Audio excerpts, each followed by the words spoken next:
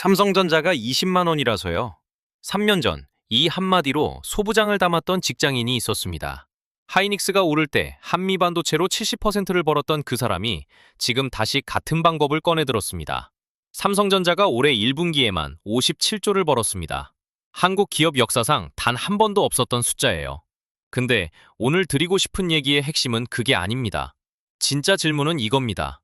3년 전 하이닉스가 터질 때 삼성전자 못 사는 직장인들이 소부장에서 70%를 번 그 공식이 지금 이 57조 시즌에 다시 작동하느냐. 이걸 끝까지 보시면 그 답을 드릴 수 있을 것 같습니다. 중간에 빠지시면 진짜 아까운 종목 이야기가 뒤에 몰려 있으니까요. 2023년 여름이었습니다. 퇴근길 지하철에서 박 씨는 증권 앱을 열었습니다. SK 하이닉스가 15만 원을 넘겼습니다. 반도체가 다시 움직이고 있었습니다. 박 씨는 스크롤을 내렸습니다. 삼성전자. 주가는 7만 원대였지만 시가총액 기준으로 따지면 20만 원짜리 주식이나 다름없었습니다. 월급 300만 원 받는 직장인이 한 주 사려면 한 달을 꼬박 모아야 합니다. 그게 현실이었습니다. 이건 못 사겠다. 박 씨는 앱을 닫으려다 멈췄습니다. 하이닉스가 이렇게 뛰면 그 부품을 만드는 회사들은 어떻게 되는 거지? 그날 밤 박 씨는 잠을 못 이루고 검색을 시작했습니다. 한미반도체, 반도체 후공정 장비를 만드는 회사였습니다. 하이닉스가 물건을 더 찍으려면 장비가 더 필요합니다. 단순한 논리였습니다.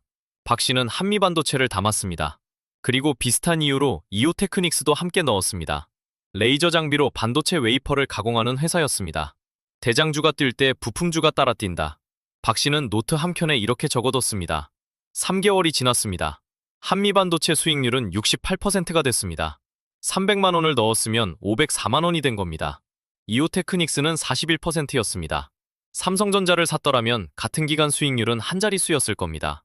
20만 원짜리 대형주를 포기한 게 오히려 정답이었습니다. 박 씨의 노트에는 날짜와 숫자가 빼곡하게 남아 있었습니다. 매수일, 매도일, 수익률. 그때 박 씨는 확신했습니다. 이건 공식이다. 대형주가 역대급 실적을 내면 소부장이 따라오른다. 노트 마지막 페이지에 박 씨는 밑줄까지 그어뒀습니다. 배장이 뛰면 부대원도 뛴다. 그리고 그 노트는 서랍 속에 들어갔습니다. 2년 반 동안 꺼내볼 일이 없었습니다. 2026년 4월, 퇴근길 지하철에서 박 씨의 폰이 울렸습니다. 뉴스 알람이었습니다. 삼성전자 1분기 영업이익 57조 원. 한국 기업 역사상 최대 단일분기 실적이었습니다. 전년 같은 기간에는 6조 6천억 원이었습니다. 755%가 뛴 겁니다. 시장에서 예상했던 40조 원도 훌쩍 넘겼습니다. 2025년 한 해 동안 번 돈 45조 원을 단 석 달 만에 넘어선 겁니다. 박 씨는 지하철에서 내리지 못했습니다. 한 정거장을 지나쳐서야 정신을 차렸습니다. 집에 돌아온 박 씨는 서랍을 열었습니다. 2년 반 만에 노트를 꺼내들었습니다. 또 왔나? 손이 떨렸습니다. 3년 전 밑줄 그은 그 문장이 눈에 들어왔습니다. 배장이 뛰면 부대원도 뛴다. 삼성전자가 57조를 벌었으면 그 부품을 납품하는 회사들은 지금 어떻게 되고 있는 거지? 손가락이 움직이기 시작했습니다. 그런데 박 씨가 리서치를 시작하자마자 멈춘 곳이 있었습니다. 한 증권사 코멘트였습니다. 소부장은 이미 일부 선반영됐다. 지금 들어가면 늦을 수 있다. 박 씨는 폰을 내려놓았습니다. 3년 전이 떠올랐습니다. 그때는 아무도 이 공식을 몰랐습니다. 하이닉스가 뛰는데 소부장을 보는 사람이 거의 없었습니다. 박 씨가 한미반도체를 검색했을 때 관련 기사는 몇 개 되지 않았습니다. 근데 지금은 달랐습니다. 삼성전자 57조 뉴스가 뜨자마자 소부장 관련 종목이 실시간 검색어에 올랐습니다. 증권사마다 소부장 리포트를 쏟아내고 있었습니다. 3년 전에는 박 씨 혼자 알던 공식을 이제는 시장 전체가 알고 있었습니다. 이게 문제였습니다. 모두가 아는 공식이 과연 또 통할 수 있는 건지? 박 씨의 손이 멈췄습니다. 노트를 펼쳐놓고도 다음 페이지를 넘기지 못했습니다. 공식이 있다고 생각했습니다. 한번 검증된 공식이라고 믿었습니다. 그런데 그 공식이 너무 유명해진 게 오히려 문제일 수 있었습니다. 박 씨가 노트를 넘겼습니다. 맨 첫 페이지였습니다. 첫 번째 질문을 새로 적었습니다. 공식이 통했던 이유가 뭐냐? 한미반도체 68%, 이오테크닉스 41%. 수익은 챙겼는데 왜 올랐는지는 한 번도 제대로 따져본 적이 없었습니다. 박 씨는 2023년부터 다시 거슬러 올라가기 시작했습니다. 당시 하이닉스가 뛴 배경은 이랬습니다. 엔비디아가 AI 서버용 칩을 만들기 시작하면서 서버 안에 들어가는 고성능 메모리 수요가 폭발했습니다. HBM이라고 부르는 고대역폭 메모리였습니다. 하이닉스가 그 물량을 공급하면서 주가가 급등했습니다. 여기까지는 다들 알고 있는 이야기입니다. 박 씨가 주목한 건 그 다음 단계였습니다. 하이닉스가 HBM을 더 찍으려면 어떻게 해야 하냐? 기계가 더 필요합니다. 기판이 더 필요합니다. 소재가 더 필요합니다. 반도체 공장이 풀가동에 들어가면 그 부품을 납품하는 회사들이 주문서를 받기 시작합니다. 발주가 늘고 단가가 오릅니다. 박 씨가 노트에 크게 적었습니다. 배장이 뛰면 부대원들이 따라뜹니다. 삼성과 하이닉스가 장군이라고 생각하면 됩니다. 장군이 큰 전투에서 이기면 보급품 주문이 늘어납니다. 소부장 회사들한테 발주가 쏟아집니다. 근데 물량만 느는 게 아닙니다. 단가도 올라갑니다.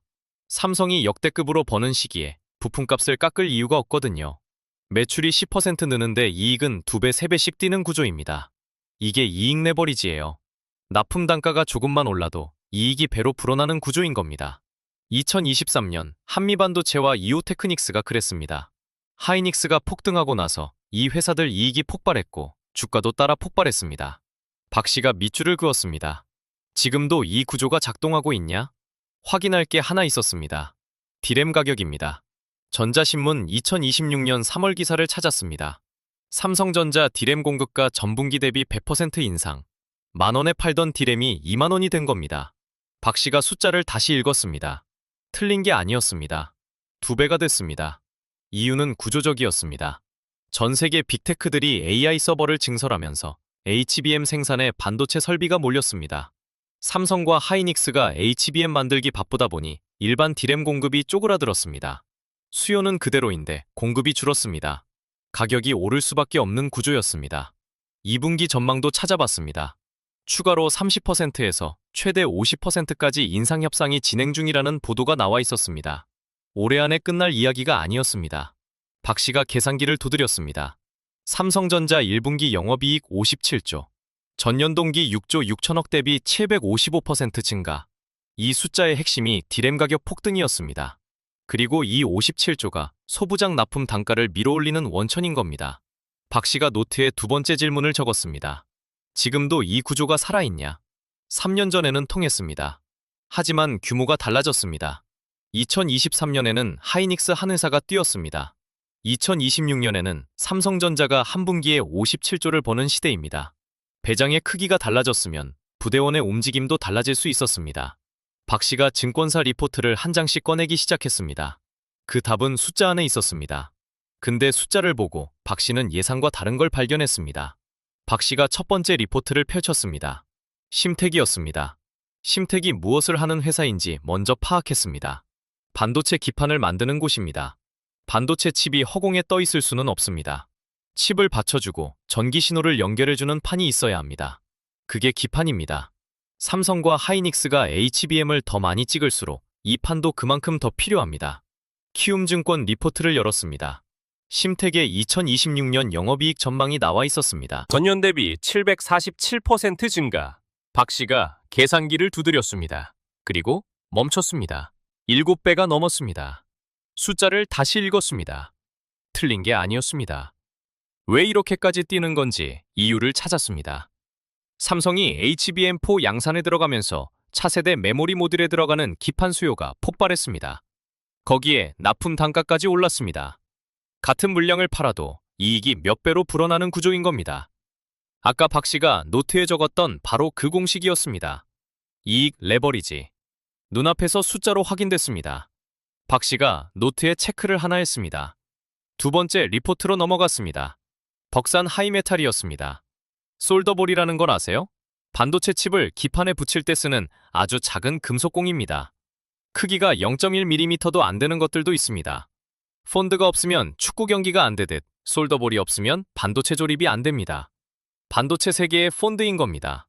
덕산 하이메탈이 만드는 게 이 솔더볼입니다. 그것도 마이크로 솔더볼. 글로벌 점유율이 70에서 80% 사이입니다. 세계에서 팔리는 마이크로 솔더볼 10개 중 7개에서 8개가 이 회사 제품입니다. 현대차증권 보고서에 이런 내용이 나와 있었습니다. 2025년 4분기 수출액이 분기 기준 사상 최고치를 찍었습니다. 삼성 HBM4 양산이 막 시작된 시점이었습니다. 우연이 아니었습니다. 박 씨가 두 번째 체크를 했습니다. 그리고 다시 그 코멘트가 떠올랐습니다. 소부장은 이미 선반영됐다. 박 씨는 폰을 내려놓으려다 멈췄습니다. 뭔가 이상했습니다. 2023년으로 돌아가 봤습니다. 하이닉스가 처음으로 10만 원을 돌파하던 날이었습니다.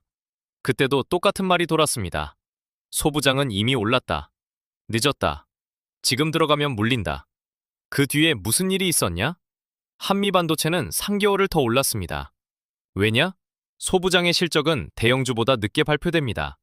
삼성이 57조를 번 건 이미 시장이 아는 사실입니다. 하지만 심택이 정말로 이익 7배를 달성했는지는 아직 확인된 숫자가 아닙니다. 시장은 예측보다 확인된 숫자에 반응합니다. 확인이 끝나지 않았으면 움직임도 끝나지 않은 겁니다. 선반영됐다는 말은 틀린 말이 아닙니다. 일부는 반영됐습니다. 하지만 전부가 반영된 건 아닙니다. 소부장 실적이 숫자로 확인되기 시작하면 그때 시장이 본격적으로 반응합니다. 박 씨가 노트에 한 줄을 더 적었습니다. 선반영 코멘트는 언제나 나온다. 2023년에도 있었다. 그게 틀렸다. 박 씨가 2023년과 2026년을 나란히 놓았습니다. 같은 것이 세 가지였습니다. 대형주 실적 서프라이즈, 디램 가격 급등, 소부장 영업이익 레버리지 발동. 다른 것은 하나였습니다.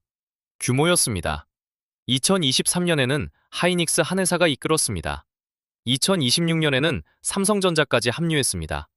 AI HBM이라는 새 수요가 생겼고 그 규모는 3년 전과 비교가 안 됩니다. 같은 패턴인데 판이 더 커진 겁니다. 3년 전에는 이 비교표를 박 씨 혼자 만들었습니다.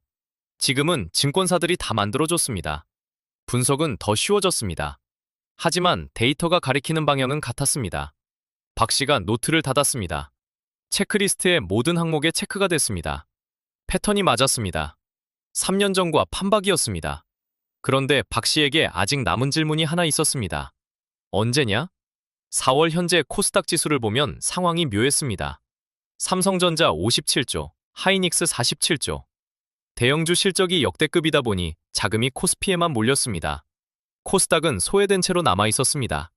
코스피 대형주와 코스닥 중소형주의 올해 수익률 격차가 벌어졌습니다. 대형주가 오르는 동안 코스닥은 제자리를 맴돌거나 빠졌습니다. 설상가상으로 3천당 제약 사태까지 터졌습니다. 118만 원을 넘던 주가가 주가 조작 의혹으로 반토막 났습니다. 코스닥 전체에 대한 신뢰가 흔들렸습니다.